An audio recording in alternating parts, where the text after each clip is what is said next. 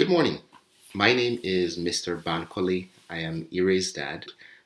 Thank you for letting me tell you a story today. Today, I'm going to be telling you a story titled How People Got the Line Down Our Back. So, if you look down our spine, generally you'll see a line there. Now, this story comes from Nigeria, which is a West African country that Ire's mom and I grew up.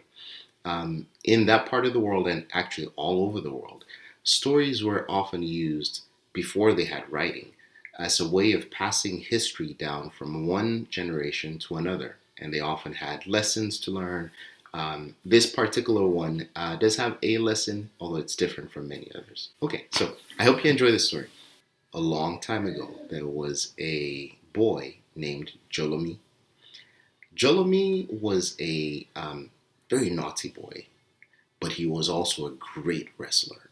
So, as he was growing up in his little town, he would go up and challenge people and say, "Hey, who wants to wrestle me? I'm the best fighter in the world."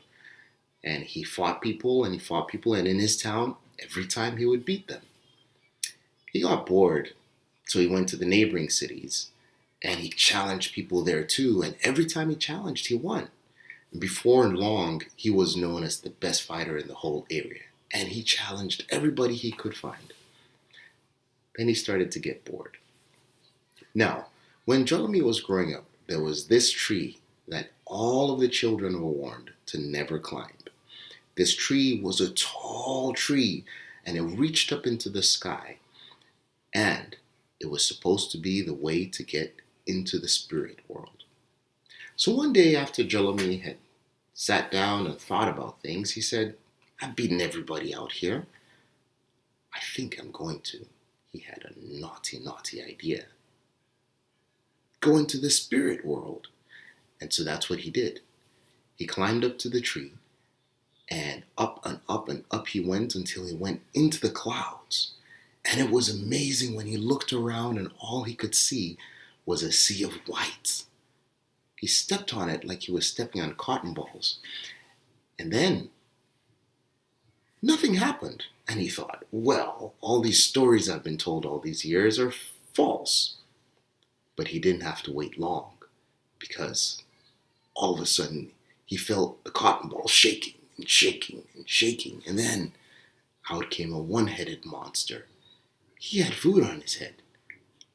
There was a steam coming out of his head and a pot on top of the steam. And Jolomi said, trembling in his boots, he said, "And the monster said, 'Well, are you going to speak?' And he said, 'I am here to fight you.'" Oh. And so, what happened next, of course, was a little unexpected. They got into fighting, and as they were wrestling and wrestling and wrestling, all of a sudden, the monster slipped. Boom! Jolomi won the fight. And so, what happened was, Jolomi had won his first fight in the spirit world. And he thought, oh my goodness, and he was so excited. He had now beaten everybody all over the world, but he had also beaten the spirit.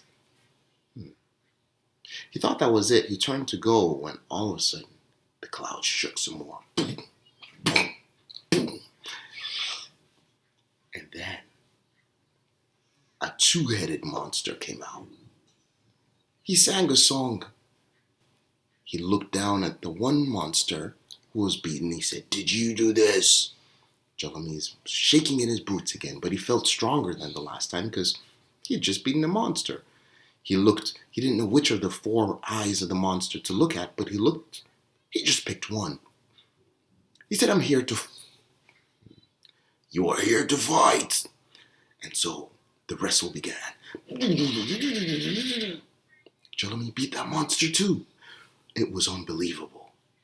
And he was celebrating and running around trying to find that little tree so he could jump down. And then the third monster came out. Oh boy. This monster had fire coming out of each of its three heads, and it was ready to go. And then Jolomi started to run. It wasn't that he didn't want to fight. It was just that This monster was mean. This monster looked big. And it was time to go. So Jolomi started to run. He was running faster and faster, but he couldn't find the hole he could jump through to the tree.